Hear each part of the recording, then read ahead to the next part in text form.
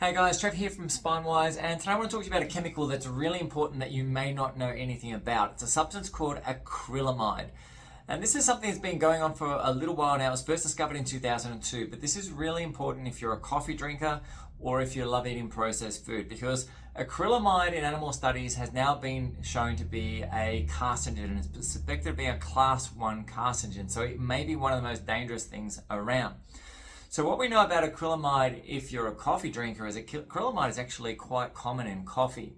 So depending on the type of coffee you're consuming, you'll have various levels of acrylamide. So whilst there hasn't been a lot of research published as yet about the effects on humans, we do know that it is an issue. So let me talk to you a little bit more about where you'll find it, what type of coffee is safer, and how to go about protecting yourself. But let me just show you some research first. So here's an article that found just been published last year. So this research is just coming out now.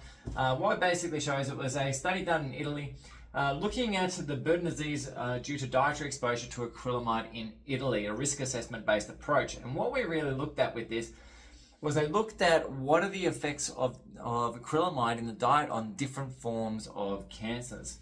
And in the end, what they concluded was the highest risk for females was related to breast cancer and the lowest risk for kidney cancer. So there is some evidence starting to come out linking this with cancer in humans as well, not just in animal studies where the studies are profound with the association between them. So let me show you through this because this is really critical. So here's a list of some of the foods that you'll see. Big thing we're looking at here, and this is off one of the research journal articles that we see.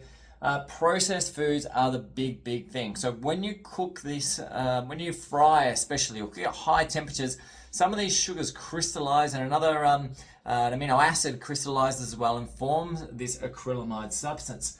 And when this occurs, we then ingest it, and this is what starts creating the problem. But we can have this even when we're looking at things like bread, especially when we're using things like vegetable oils, seed oils. When these things get heated, they create a huge problem. Fried foods are another big thing that create issues with it. And of course, coffee is another one that is often an interesting issue with it. So there is a growing level of things that we can see.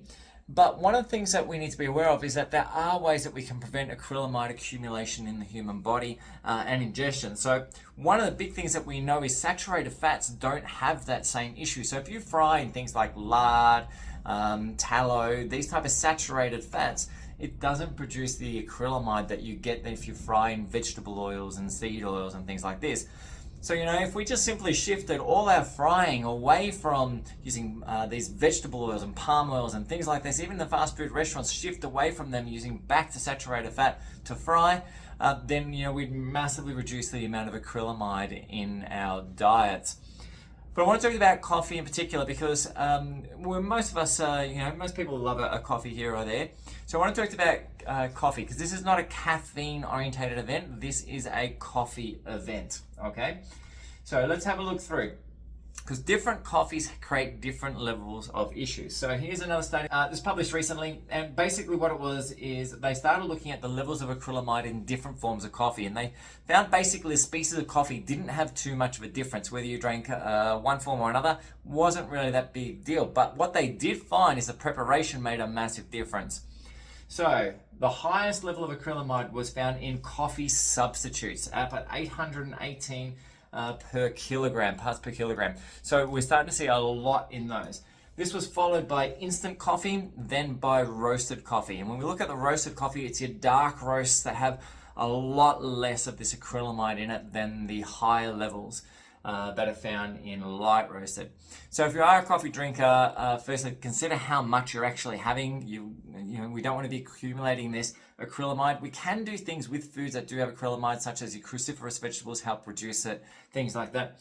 But one of the things we want to look at is making sure we get the lowest level possible. So let's stop using seed oils, vegetable oils to fry and go back to using more of a saturated fat, which will reduce this level down. Use more natural type sugars as opposed to those processed sugars such as maltodextrin and things like this, which make a big difference.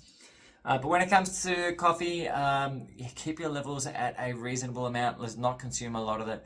And at the same time, look for more healthy forms of coffee bean, which are your dark roasted coffee beans. Don't use the instant stuff. Coffee substitutes, these type of things are more likely to have higher levels of acrylamide than anything else.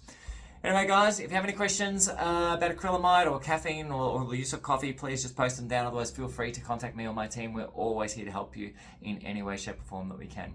I'm Trevor Chakudi, and we'll see you next vid. Bye for now.